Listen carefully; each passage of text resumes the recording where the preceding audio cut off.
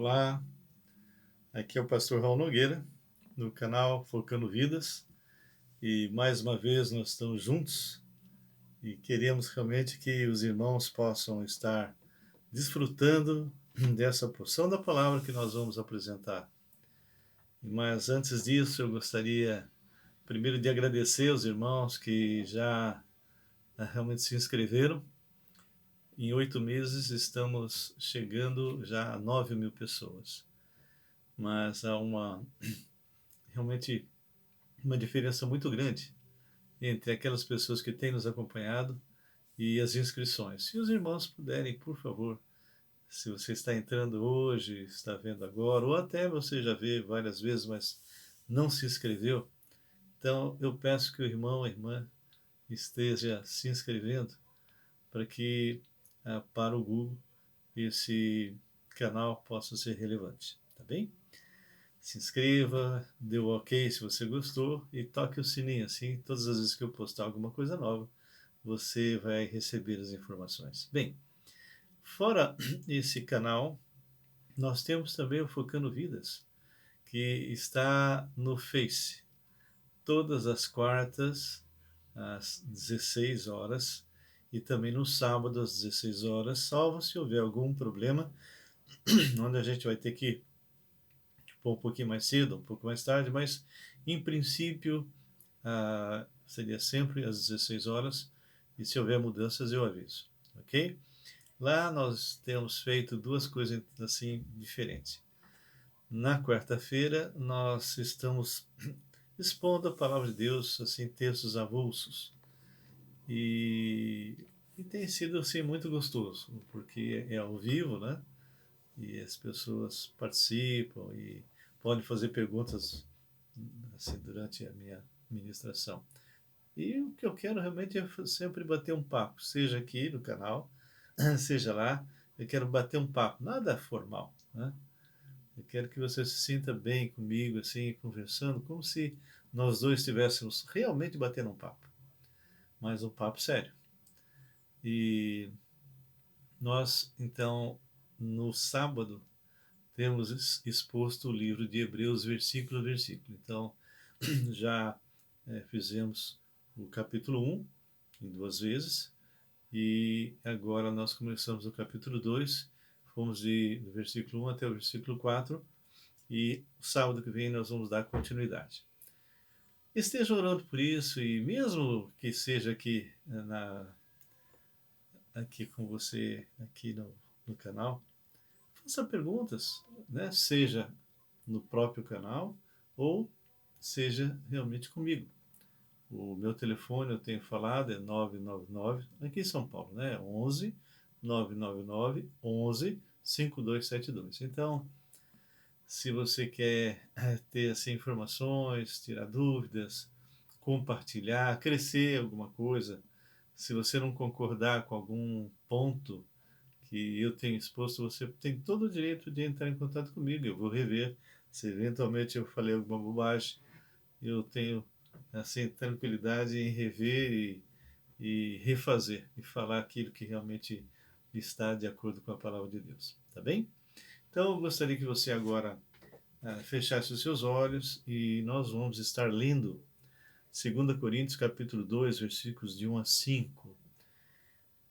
É um trecho muito, muito gostoso de ler, muito interessante, e é isso que eu quero que vocês realmente percebam a diferença de Paulo, um homem sábio, um homem que até conhecia poesias, né?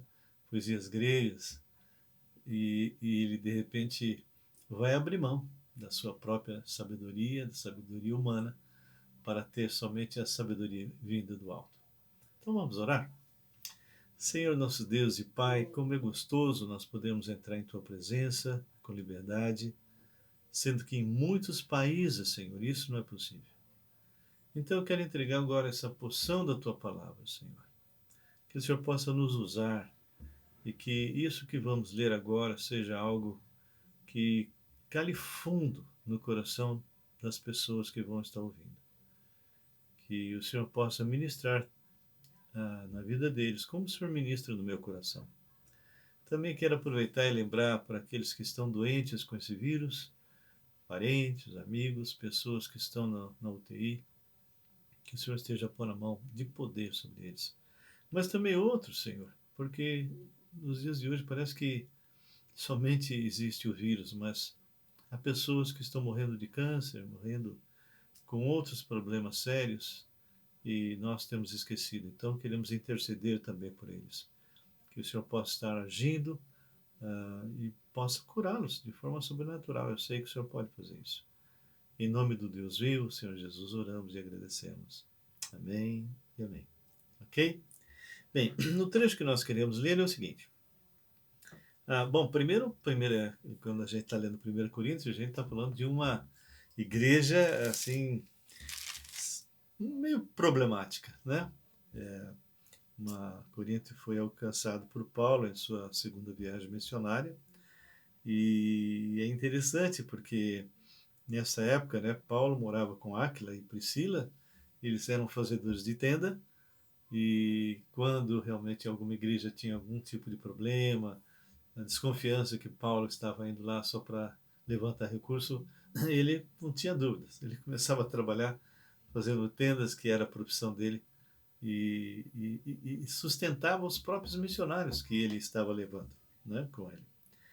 E quando ele começa a escrever essa carta, ele recebeu algumas informações e ele começa a escrever, então, né? Ele estava realmente um pouco preocupado com algumas práticas que estavam penetrando dentro da igreja.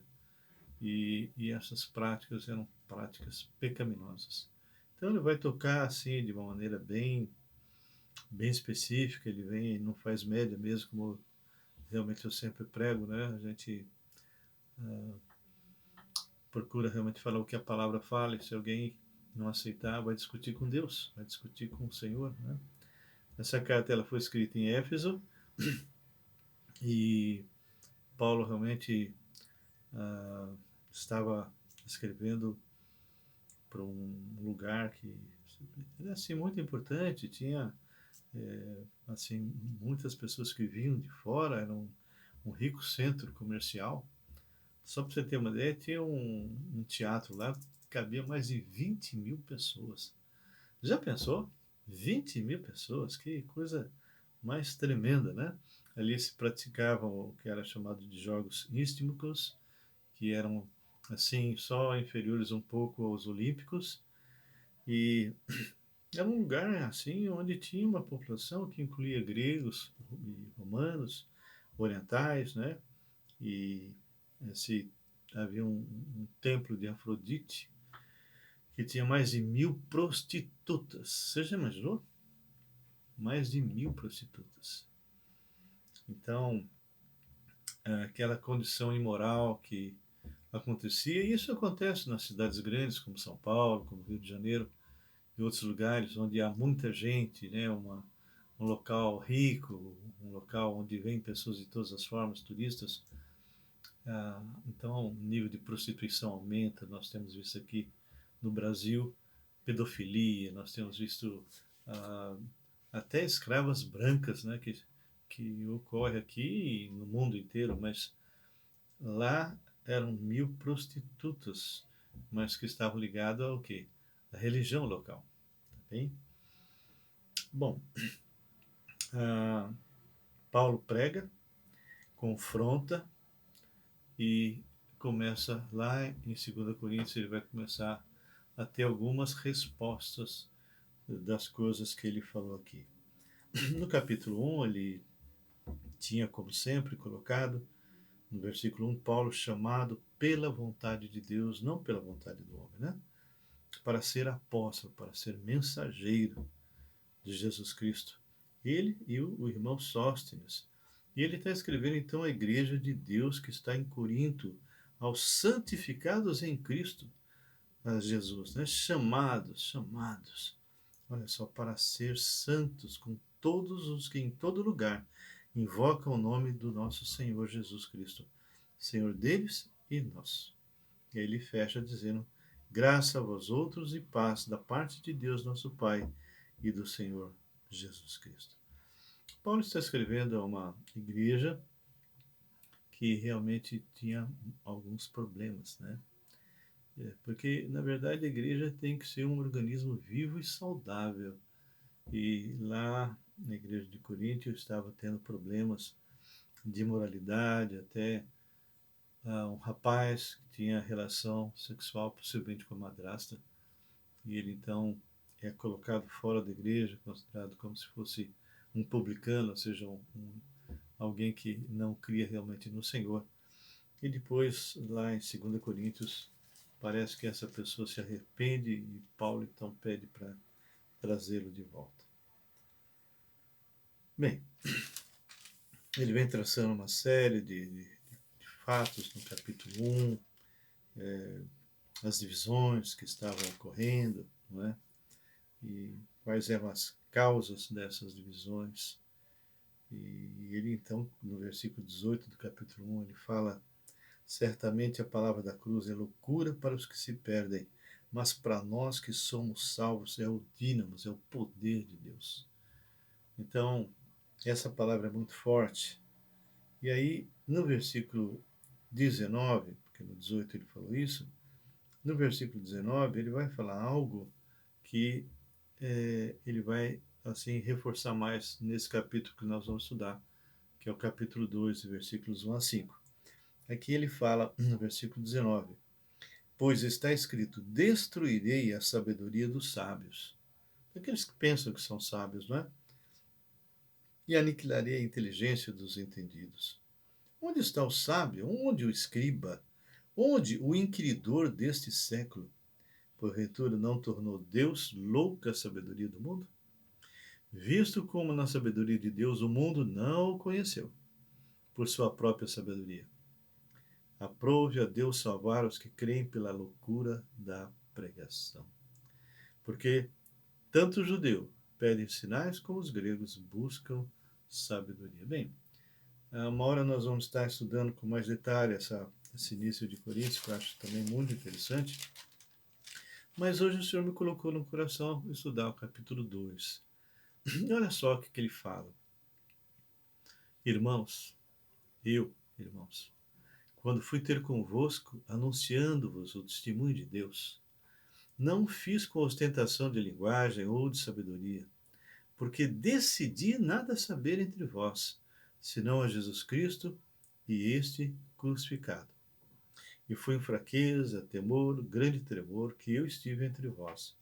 A minha palavra e a minha pregação não consistiram em linguagem persuasiva de sabedoria, mas em demonstração do Espírito e de poder. E aqui ele vai dar o motivo que ele está falando tudo isso. Para que a vossa fé não se apoiasse em sabedoria humana, e sim no poder de Deus. Então, nós queríamos colocar esse tema, ou seja, que você tem que viver e falar de Cristo da maneira certa. Eu trabalhei muito tempo, como alguns sabem, tanto na USP quanto na Unicamp. Na Unicamp eu fiquei, acredito, mais ou menos de uns 5 anos. E lá nós desenvolvemos vários discípulos, nós tínhamos um trabalho muito forte com a Cruzada Estudantil. E a gente percebia muitas vezes que alguns irmãos, ou mesmo alguns pastores, mestres, usavam muito apologético, usavam muito o aspecto de olha como eu sou inteligente, né? Tipo assim, eu sou crente, mas eu sou inteligente, não é? Então, tentavam de todas as maneiras usar uma maneira de falar, uma linguagem que passasse para os universitários o quanto ele era inteligente, porque a maioria dos universitários sempre, ao olhar um crente, falam, esse cara deve ser muito burro, esse cara não é nada, né? Só uma pessoa ignorante é que pode aceitar o cristianismo. E a gente percebe que Paulo fazia exatamente o contrário. É isso que nós vamos ver versículo a versículo, né?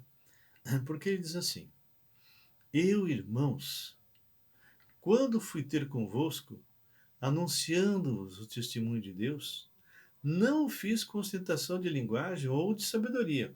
Paulo poderia ter chegado ali e demonstrado a sua capacidade intelectual. Ele podia, com certeza. Ele era um homem muito sábio, muito inteligente, muito estudado. Ele era alguém fantástico, né, nessa área. Mas, olha só o que ele disse, versículo 2. Ele podia, não podia? Mas não fiz com ostentação de linguagem ou de sabedoria. Por quê? Porque decidi nada saber entre vós, senão a Jesus Cristo e este crucificado. Então, ah, você pode até falar bem português, não é? Ou se você fala inglês, fala bem inglês, ou qualquer língua, não importa. Mas a gente percebe que o Senhor Jesus, que era aquele que criou todo o universo, ele é a própria sabedoria. No entanto, ele falava a linguagem simples do povo. Ele falava palavras simples de tal maneira que tocava o coração daquelas pessoas que estavam ouvindo. Então, querido, querida, não fique preocupado em impressionar pessoas. Não faça isso. Seja realmente Jesus o seu modelo e pregue com tranquilidade, pregue realmente sem nenhuma ostentação. Ele fala, porque decidi nada saber entre vós, senão a Jesus Cristo e este crucificado. E foi em fraqueza, temor e grande tremor que eu estive entre vós. E aí, o versículo 4, ele arremata. A minha palavra e a minha pregação não consistiram em linguagem persuasiva de sabedoria, que é o que muitos tentam impressionar estudantes, não é? Mas em demonstração de duas coisas que são importantíssimas: demonstração do Espírito, que é o Espírito Santo, e de poder. Quando você fala, meu irmão, essa palavra é poderosa, essa palavra é um dínamo, ela realmente destrói toda a incredulidade, remove o véu daqueles que estão cegos pelo diabo. E ele fecha, e eu acho fantástico isso, para que a vossa fé não se apoiasse em sabedoria humana, e sim no poder de Deus. Então, a gente vê que nesse pequeno trecho ele fala sobre sabedoria, conhecimento, saber, mas ele abriu mão de todas essas coisas para poder comunicar para nós realmente a verdade. Uma verdade que transforma, uma verdade que liberta, um evangelho que realmente faz a tua vida mudar, como mudou a minha há 41 anos. Bem, eu não sei se você já conhece Jesus ou não, eu espero que sim. Mas se ainda não entendeu que Jesus é o próprio Deus, a segunda pessoa da Trindade, que ele veio a esse mundo e morreu na cruz no seu lugar e ressuscitou e está vivo, e ele quer entrar na sua vida, quer transformar a sua vida, então, querido, você ainda tem um problema para resolver. Porque se você morrer no estado que está, você estará longe de Deus por toda a eternidade. Então, eu quero sugerir uma oração da sua parte. Fecha teus olhos se você realmente ainda não teve um encontro com Jesus, e diz assim: Senhor Jesus, eu preciso de Ti. Sou pecador, miserável, e entendi que só Jesus Cristo pode me salvar. Ele morreu na cruz no meu lugar e pagou completamente o preço dos meus pecados. Ele ressuscitou. Então, Jesus, tem misericórdia de mim. Eu te convido para ser meu Senhor e meu Salvador pessoal. Toma conta da minha vida e faz de mim uma nova criatura. Eu creio que a partir de agora todos os meus pecados foram perdoados e eu fui feito filho de Deus e tenho a vida eterna. Se você fez essa oração de coração, arrependido mesmo daquilo que você tem feito, daquilo que você é, Jesus entrou e a partir de hoje você é uma nova criatura, você é filho de Deus, é santuário do Espírito Santo e a tua vida nunca mais será a mesma. E você, meu irmão, minha irmã, que já é cristã, passe essa verdade para outras pessoas. Compartilhe esse vídeo para que muitas pessoas possam realmente tomar uma decisão para Jesus. Amém? Mais uma vez eu te peço que, se você não se inscreveu, se inscreva e dê o seu ok se você gostou, toque o sininho e compartilhe. E quero dizer que Deus te ama muito e estou aqui disponível para você para entrar em contato conosco. Fique na paz do Senhor.